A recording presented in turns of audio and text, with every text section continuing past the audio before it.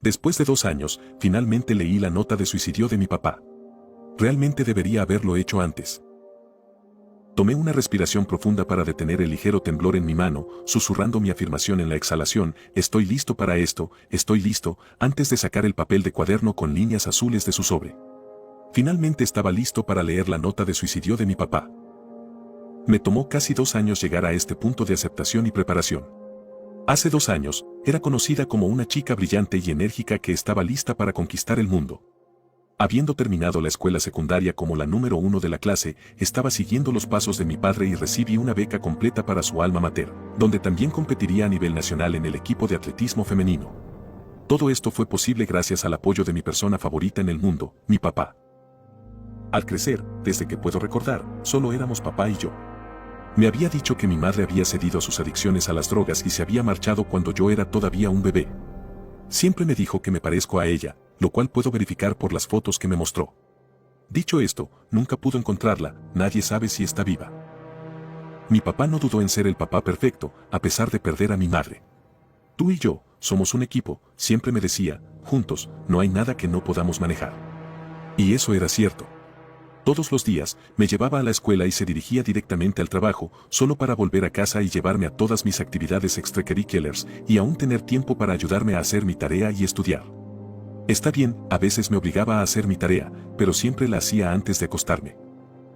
Papá era genuinamente mi mejor amigo, nuestro vínculo era algo que la mayoría de las otras chicas simplemente no podían entender ya que constantemente peleaban y discutían con sus padres. Aunque yo no, éramos un equipo, no había nada que no pudiéramos manejar. Eso es hasta que ya no hubo nosotros. Ese fin de semana, pasamos todo el sábado trasladando mis cosas a mi nueva residencia universitaria. Recuerdo ese día como si fuera ayer. Hablamos y nos reímos todo el día mientras desempacamos y colocamos los muebles juntos. Sin embargo, solo pudimos evitar lo inevitable por un tiempo, cuando cayó la noche y papá todavía tenía un viaje de 3 horas a casa. Finalmente, ambos rompimos a llorar cuando nos despedimos. Recuerda, somos un equipo, me dijo, conteniendo las lágrimas. Juntos, no hay nada que no podamos manejar, terminé por él. Y dicho esto, subió a su camioneta y se fue. Lloré hasta quedarme dormida, pensando en cómo nunca había pasado más de un día sin ver a mi papá y ahora se suponía que debía vivir sola. Me desperté temprano al día siguiente, todavía con mis jeans del día de la mudanza. Al darme cuenta de que no me había quedado despierto para recibir el mensaje de texto de mi padre asegurándome de que llegara a casa a salvo, tomé mi teléfono para verificar su mensaje, pero, naturalmente, la batería estaba agotada. Conecté el cargador y encendí la cafetera mientras esperaba que mi teléfono se cargara. Cuando regresé a mi habitación, el teléfono tenía energía suficiente para encenderse. Ingresé mi contraseña y fui directamente a la aplicación de mensajería, pero no había ningún mensaje de papá. Inmediatamente tuve un mal presentimiento sobre eso, parecía tan poco común en el no enviar el mensaje cuando llegó a casa. Mi mente comenzó a saltar a todos los que pasaría así. ¿Y si hubiera tenido un accidente? ¿Y si estaba en el hospital, o algo peor? Llamé, con la esperanza de que contestara el teléfono y calmara mi ansiedad, pero la llamada fue directamente a su correo de voz alegre pero sarcástico que no había cambiado en años. Habla de Rin, lamento haber perdido tu llamada. Déjame un mensaje y probablemente te devolveré la llamada, pero no hay garantías. Hola papá, esta es Erin. Lo siento, me quedé dormido, solo quería saber si llegaste bien a casa. Llámame, te amo. Estoy seguro de que se acaba de quedar dormido y aún no se ha levantado, me dije en voz alta. Continué tratando de asegurarme de que nada andaba mal, pero no sirvió de nada, simplemente no podía sofocar esa sensación de que algo andaba mal. Había pasado 1 hora, luego 2, luego 3. Debo haber llamado al menos una docena de veces, pero todas las llamadas tuvieron el mismo resultado. Directo al correo de voz. Cuando llegó el mediodía, supe que algo tenía que estar mal, muy mal. Si mi papá dormía hasta las 7:30 am, eso era dormir hasta tarde para él, incluso en domingo. Hice lo siguiente que se me ocurrió y llamé a mi tío Dan, que vive a solo 25 minutos de distancia. Oye, tío Dan, lamento molestarte, pero ¿has tenido noticias de mi papá? Nunca llamó para decir que estaba en casa anoche, y bueno, no ha contestado su teléfono. Oh, estoy seguro de que está bien, probablemente solo esté durmiendo. Ahora tiene el nido vacío, o tal vez solo esté trabajando en ese viejo camarón. Tal vez finalmente lo haga funcionar, dijo Dan con una sonrisa. Mira, le dije mientras paseaba por mi habitación, algo molesto por su falta de preocupación, ¿puedes hacerme un favor e ir a ver cómo está? Me encantaría, pero ahora mismo estoy en el lago, disfrutando de un agradable y tranquilo viaje de pesca. Pero te diré una cosa, si no has sabido nada de él esta tarde, pasaré por aquí de camino a casa y le daré una bofetada por ti. Está bien, gracias tío Dan, dije antes de colgar, sin siquiera tratar de ocultar mi decepción. No podía entender cómo Dan podía pasar por alto el hecho de que papá no me ha llamado. Conocía a mi papá mejor que nadie, y esto no era normal. Luego llamé a la patrulla de caminos y les pregunté si había habido algún accidente que involucrara a un Chevy Silverado 2006, afortunadamente no hubo ninguno. Después de eso, llamé a la policía local de la ciudad de mi padre y les pedí que presentaran un informe de personas desaparecidas o que hicieran un control de bienestar. Me rechazaron de la misma manera que lo hizo el tío Dan, diciéndome que es un adulto y no tiene la obligación de controlar a su hija adolescente, y me recomendaron que esperara un par de días. A las 2 p.m., aún sin llamadas telefónicas y sin nadie que me tomara en serio, agarré las llaves de mi elegante sedán Granate y comencé a conducir. Manejé rápido, no pude evitarlo, pero llegué a casa en solo 2 horas y media, reduciendo 30 minutos del viaje habitual de 3 horas.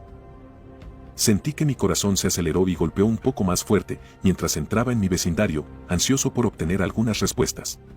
Cuando se abrió la puerta del garaje, pude ver el Chevy Silverado en el garaje, al lado del viejo y oxidado Camaro con piezas y herramientas desparramadas. Sintiéndome un poco aliviado, respiré hondo y dejé que mi pecho expulsara el aire. «Papá», grité mientras caminaba por la puerta. Sus llaves, billetera y su teléfono celular estaban en su lugar en el estante marrón viejo y destartalado al lado de la puerta. «Papá, ¿estás en casa?». Todavía no hubo respuesta cuando me asomé al patio trasero. Parecía que el hogar que había conocido toda mi vida nunca había estado tan tranquilo. Por lo general, estaba lleno de sonidos de conversaciones, risas, música o el sonido de deportes jugando en la sala de estar. Esta noche, sin embargo, el silencio de la casa era tan silencioso que cada crujido de las escaleras sonaba como si la casa estuviera gimiendo de dolor, como si estuviera siendo obligada a contar un oscuro secreto. «Papá», llamé, un poco más suave esta vez, asustado de perturbar el silencio lascivo. Toqué suavemente la puerta de su dormitorio, luego giré el picaporte y empujé suavemente, animándolo a que se abriera lentamente con un crujido prolongado y chirriante. Ahí es donde lo encontré. Lo primero que noté fue la sangre. La cabecera de su cama tenía una mancha roja profunda, casi negra en el medio, de sangre. Parecía como si alguien hubiera llenado un gran globo de agua con sangre y lo hubiera lanzado contra la cabecera. Las salpicaduras de sangre se proyectaron hacia arriba desde la cabecera, dejando largas rayas de sangre en la pared e incluso en el techo. Acostado en la cama estaba mi padre, afortunadamente desplomado de una manera que no podía ver su cabeza ni su rostro. Junto a él, pude ver la culata de madera marrón oscuro de su escopeta calibre 12. Esta es una imagen que no puedo sacar de mi mente. Cuanto más trato de no pensar en ello, más lo pienso. Me persigue, todos los días y todas las noches. Con frecuencia tengo pesadillas en las que veo una figura oscura colocar una escopeta en la cabeza de mi padre y apretar el gatillo, enviando sangre y materia cerebral por toda la habitación. Siempre trato de evitar que suceda, pero soy incapaz de moverme. Esa noche, experimenté lo que realmente es el shock. Es como si la parte de mi mente que controla cómo deben actuar las personas racionales simplemente se rompió. Sé que llamé al 911, sé que les dije que alguien había muerto, pero apenas recuerdo nada más de los eventos que siguieron hasta el funeral, y el momento en que el detective me dijo que la muerte de mi padre había sido declarada suicidio. Detective Tilly era su nombre, siempre guardé su tarjeta en mi mesita de noche. Me entregó una bolsa Ziploc, dentro había un sobre blanquecino, que una vez estuvo sellado pero había sido abierto con cuidado. En el exterior, escrito con tinta negra, estaba escrito mi nombre. «Está dirigido a usted», dijo la detective Tilly, «tuvimos que procesarlo como evidencia, pero el caso está cerrado y esto le pertenece a usted». Lo siguiente que me entregó fue su tarjeta, con un suave toque en mi hombro y la promesa de que podía llamar en cualquier momento, bajo cualquier circunstancia. Durante los siguientes 18 meses, mi vida solo puede describirse como un desastre absoluto. Me hospitalizaron 2 veces. No por lesiones físicas, sino psiquiátricas. Simplemente me olvidaba de comer y terminé con un peso muy bajo. En otra ocasión, aparentemente la policía me encontró caminando por la carretera de noche, descalza, vestida solo con pantalones cortos y una camiseta. No recuerdo eso, pero no hace falta decir que no terminé con la universidad. Cuando no estaba internada, me quedaba con mi tío Dan y mi tía Mali, quienes amablemente me acogieron y se encargaron básicamente de todos los asuntos. Durante los últimos 6 meses, gracias a la ayuda del tío Dan, la tía Mali, mi psiquiatra y mi terapeuta, he progresado lo suficiente como para finalmente comenzar a sentirme como una persona normal nuevamente. Había sido asignada a dosis bajas de las píldoras que me ayudan a dormir y mi terapeuta y yo habíamos decidido que finalmente estaba en un lugar donde podía y debía leer la carta de suicidio dirigida a mí. Asterisco Erin. Quiero que sepas que lo siento y que nada de esto es culpa tuya. Desde la muerte de tu madre, lo único que me hizo feliz fue ser tu padre. Ahora que estoy solo, no siento que tenga ninguna razón para vivir. Te amo. Papá, asterisco. Hice una pausa, mirando las palabras, dejándolas asimilar. Mi puño golpeó el escritorio antes de que me diera cuenta de que estaba enojada, derribando mi portalápices. Cogí el portalápices y lo tiré al otro lado de la habitación. Lo escuché romperse en la pared, seguido de bolígrafos y lápices aterrizando en todas direcciones. ¿Qué carajo?, dije en voz alta, mientras mi vista se nublaba ligeramente por la acumulación de lágrimas. Se suponía que esta carta me proporcionaría un cierre, no más preguntas. ¿Qué quiso decir con la muerte de mi madre? Mi padre siempre me había dicho que ella se fue y no supo qué pasó con ella después de eso. ¿Y por qué no pudo seguir siendo mi padre después de que dejé la universidad? Respiré hondo por la nariz y expulsé el aire por los labios. Tomé un par de respiraciones profundas más hasta que tuve la compostura sobre mí misma. Empecé a recoger los bolígrafos que había tirado por todas partes. Eran todos los bolígrafos de punta azul, los únicos bolígrafos con los que escribiría. Ese hábito fue uno de los muchos que tomé de mi papá. Fue entonces cuando me llamó la atención la rareza de la nota, algo en lo que no había pensado hasta ahora. La nota estaba escrita con bolígrafo negro, mi papá solo escribía con bolígrafos azules como si tuviera algún tipo de paranoia con el uso de cualquier otra tinta. Volví corriendo a la nota y la miré con más atención.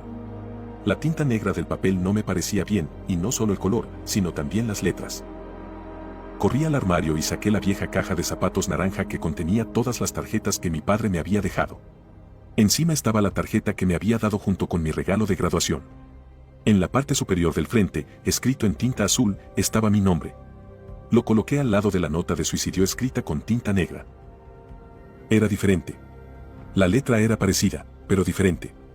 Mi papá escribió la E en Erin con líneas rectas y puntas afiladas en la tarjeta de graduación, pero en la nota de suicidio, el reverso de la E estaba curvado. También hubo otras pequeñas diferencias, como que en la nota, la letra estaba un poco más inclinada que en las tarjetas que mi papá me había dado. Durante las próximas horas, saqué cada una de las tarjetas y analicé la letra, comparándola con la nota de suicidio. Cuanto más leía, más me convencía de que la carta suicida fue escrita por otra persona, ¿pero quién? ¿Mi papá fue asesinado? Me acerqué a Dan tan pronto como llegó a casa, con la carta en la mano. Dan, hay algo de lo que me gustaría hablar contigo, dije, de pie en la puerta de su oficina con mi mano libre tirando ansiosamente de mi cabello. ¿Qué puedo hacer por ti, Erin? Dan respondió con una sonrisa, pero sin dejar de mirar su computadora. La nota de suicidio de mi papá, la leí. Aquí dice que mi mamá murió, pero mi papá dijo que ella se fue y nunca supo qué pasó con ella. Estoy confundida. Por un momento, solo un pequeño momento, una mirada de sorpresa apareció en el rostro de Dan, como si lo hubieran atrapado con la mano en el tarro de galletas. Tan rápido como apareció, esa expresión desapareció y fue reemplazada por una mirada amable y cariñosa. Lo siento, cariño, no sé mucho sobre tu madre, solo la vi algunas veces. Hizo una pausa de 1 minuto para quitarse las gafas de leer y dejarlas sobre el escritorio. Lamento decir esto, pero creo que también es justo decir que había muchas cosas que tu padre se guardaba para sí mismo. Desearía que se hubiera abierto sobre sus luchas, todos lo hacemos. Está bien, lamento molestarte, le dije, comenzando a alejarme. Oye, no te vayas todavía, ¿hay algo más que te esté molestando? Bueno, la cosa es que yo solo. Me detuve y miré al suelo. No sabía cómo decirlo, que pensaba que mi papá había sido asesinado. Empecé a dudar de mí misma y me preocupaba que, después de todos los problemas que había tenido, pudiera sonar loca. Está bien, Erin, puedes decírmelo. No creo que mi papá haya escrito la nota. No es su letra, no coincide, escupí. Erin, dijo Dan, sonando claramente decepcionado, pensé que habíamos dejado todo esto atrás. ¿Tomaste tus medicamentos hoy? Sí, tomé. Llamaré al Dr. Z mañana a primera hora, no necesitamos que tengas otro descanso mental. Estoy seguro de que el terapeuta también puede conseguirte una sesión de emergencia, dijo mientras garabateaba algunas notas en su pila de post-it. Sabes que, tienes razón, estoy pensando demasiado en todo esto, solo voy a descansar un poco. No esperé una respuesta. Me di la vuelta y me apresuré a entrar en mi habitación, cerrando y bloqueando la puerta detrás de mí. Respiraciones profundas, pensé para mis adentros, respiraciones profundas. Me tomé unos momentos para recomponerme, antes de sentarme en mi silla. Abrí mi mano, dejando que la vieja nota post-it que había robado del escritorio de Dan Carra sobre la mía. La nota decía, recoger receta para Erin. La E estaba escrita con una línea trasera curva. Lo coloqué al lado de la supuesta nota de suicidio. La letra del post-it de Dan coincidía. Dan escribió esta nota de suicidio, no mi papá. Pasaron horas mientras estaba sentado en mi escritorio, mirando las notas, captando la nueva realidad de la situación.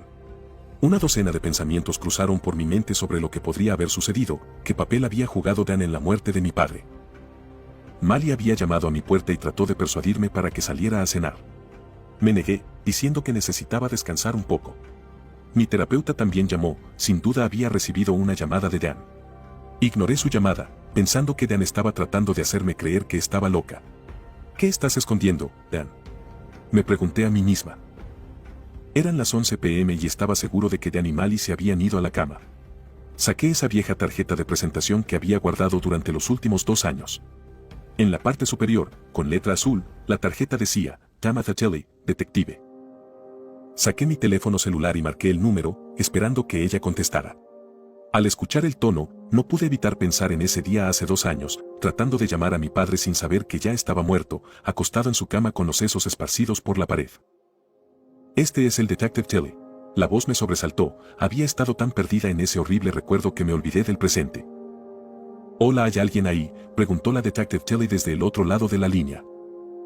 Sí, lo siento, mi nombre es Aaron Mills. Hace 2 años, ¿trabajaste en el caso de mi papá, Aaron Mills? Te recuerdo, sí, dijo, con una voz amable con un dejo de tristeza, algunos casos son difíciles de olvidar. ¿Cómo estás? Ella preguntó. Bueno, estoy un poco asustada, dije, sintiéndome reconfortada por la franqueza de la calidez de la detective Tilly. La cosa es... Empecé a caminar de un lado a otro, sin saber muy bien cómo decirlo. Adelante, Erin, ¿qué puedo hacer por ti? La animó la detective Tilly. Sé que han pasado 2 años, y sé que esto probablemente suene loco, pero acabo de leer la nota de suicidio de mi padre, y no es su letra, no la escribió él.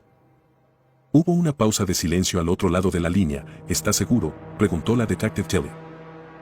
Sí, y la he comparado con la letra de mi tío, y es exactamente igual a la suya. Sé cómo suena esto, pero...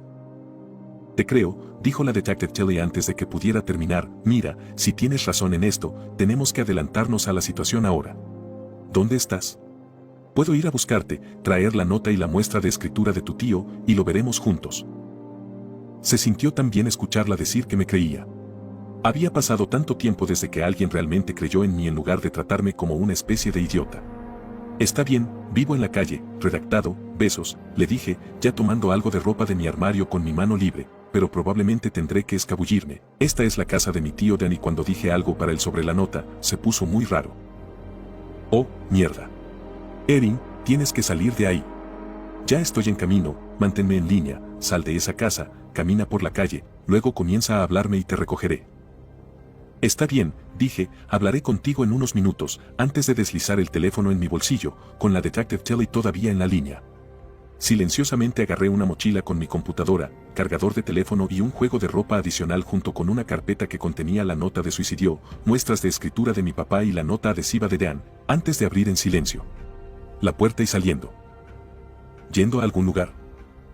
Salté una milla con el sonido de la voz de Dan y casi me caigo mientras mi corazón golpeaba mi pecho desde adentro. Dan, hola, dije, intentando y sin poder ocultar el hecho obvio de que el hombre que pudo haber asesinado a mi padre me atrapó con las manos en la masa. Yo solo iba a dar un paseo. ¿Con tu mochila? Dan dijo inmediatamente, dando un paso adelante. Retrocedí un paso al mismo tiempo, sí, en caso de que tenga calor y necesite quitarme la chaqueta. Dan dio otro paso adelante y yo di otro paso atrás para mantenerme fuera del alcance de mi brazo. Mira, solo queremos mantenerte a salvo. Has progresado tanto que no necesitamos otra regresión. ¿Por qué no entregas la nota para que podamos superar esto? Su sugerencia sonó más como una demanda, y se me ocurrió que probablemente había estado escuchando mi conversación con Tilly. Dio otro paso adelante y yo di otro paso atrás. No, dije, es mío y me pertenece. Sabes, deberías recordar quién te acogió y soportar todos tus brotes psicóticos antes de hacer acusaciones locas sobre las personas que te cuidan. Su voz generalmente alegre ahora sonaba peligrosa y aguda, y dio otro paso adelante. Me di cuenta de que estaba casi acorralado. Él se paró entre la puerta y yo. Dámelo ahora, exigió, incapaz de mantener la fachada de señor buen tipo. Se abalanzó sobre mí. Me di la vuelta para correr, pero su mano agarró mi mochila, tirándome hacia atrás. Aterricé con fuerza en el suelo, golpeándome la cabeza con la silla al bajar. ¡Sáltenme! Grité y comencé a patearlo. Él arrancó la mochila, pero la sostuve con ambas manos en las correas. Tiró de nuevo, aún más fuerte, y la costura de la correa comenzó a rasgarse. Recordé lo que mi papá me había enseñado: si alguna vez fuera atacado por un hombre malvado, a patearlo en la ingle. Reuní toda mi fuerza y pateé tan fuerte como pude, colocando mi espinilla justo entre las piernas de Dan. Soltó la mochila y cayó de rodillas mientras yo caía de espaldas hacia la ventana. ¡Estúpida perra!, Dan gritó mientras comenzaba a ponerse de pie. Ya estaba empujando la pantalla fuera de la ventana, y justo cuando él se puso de pie, salté por la ventana y aterricé en los arbustos 4 pies más abajo. Me puse de pie mientras limpiaba la sangre del corte en mi frente creado por mi colisión con la silla. Oí un ruido sordo detrás de mí y me volví para ver que Dan ya había atravesado la ventana. Todo lo que podía hacer ahora era correr. Llegué a unos 10 pies de distancia antes de que algo duro me golpeara la cabeza. Mi visión brilló, y lo siguiente que supe fue que estaba en el suelo con Dan de pie sobre mí, con una gran roca en la mano. «Suelta la roca o disparo». Miré hacia arriba para ver a la Detective Tilly parada a 20 pies de distancia, su pistola desenvainada y apuntando directamente al tío Dan. «Mira, esto es solo un gran malentendido», dijo Dan desesperadamente mientras dejaba caer la piedra. «Ponte las manos en la cabeza y ponte de rodillas», exigió Tilly mientras caminaba hacia adelante, con la pistola todavía en la mano. Dan cayó de rodillas mientras yo comenzaba a arrastrarme. «Ahora acústate sobre tu estómago», exigió Tilly, mientras navegaba con cuidado detrás de él. «Está teniendo un descanso psicológico, necesita ayuda». Dan suplicó, pero Tilly lo ignoró. En cambio, lo agarró de la cabeza y lo estrelló contra el suelo, de cara, y procedió a esposarlo mientras llegaban varios otros autos de policía. Pasaron muchas cosas en las próximas semanas. Pasé un par de días en el hospital, recibiendo tratamiento por una conmoción cerebral grave. La Detective Tilly se detuvo varias veces para ver cómo estaba y mantenerme informado. Al día siguiente, hizo reabrir el caso para que fuera investigado como homicidio y la nota de suicidio era una prueba clave. Dan fue arrestado esa noche por agresión. La Detective Tilly había escuchado todo por teléfono y lo vio golpearme en la cabeza con la piedra. Sin embargo, cuando se le preguntó sobre el homicidio, se negó a hablar y abogó por un abogado. En cambio, se volvieron para interrogar a la tía Mali. Le tomó menos de una hora romperse y confesar todo. Resultó que no era solo mi madre la que estaba metida en las drogas. Todos lo eran. Tía Mali, tío Dan, incluso mi papá. Una noche, cuando yo era solo un bebé, las cosas se salieron de control mientras estaban usando y mi madre tomó una sobredosis. No querían ir a la policía, porque irían todos a la cárcel y mi tutela se la habrían dado al Estado. En cambio, mi papá y Dan se deshicieron de su cuerpo y lo jugaron como si nos hubiera abandonado. Todos se limpiaron después de eso, y mi padre se propuso ser el mejor padre que pudiera ser. La noche que mi padre murió, mi padre le admitió a Dan que ya no podía guardar el secreto. Ahora que yo era adulta, planeaba confesar a las autoridades lo que había pasado hace 18 años. Esto no le sentó bien a Dan, por lo que Dan lo mató e hizo que pareciera un suicidio para mantener a Mali y a él fuera de prisión. Fue mucho para comprender, pero finalmente me siento mucho mejor al comprender finalmente la verdad. He perdonado a mi papá y finalmente puedo seguir adelante con mi vida y continuar mis estudios universitarios. Sé que, aunque se haya ido, papá siempre estará conmigo. Después de todo, somos un equipo, y juntos, no hay nada que no podamos manejar.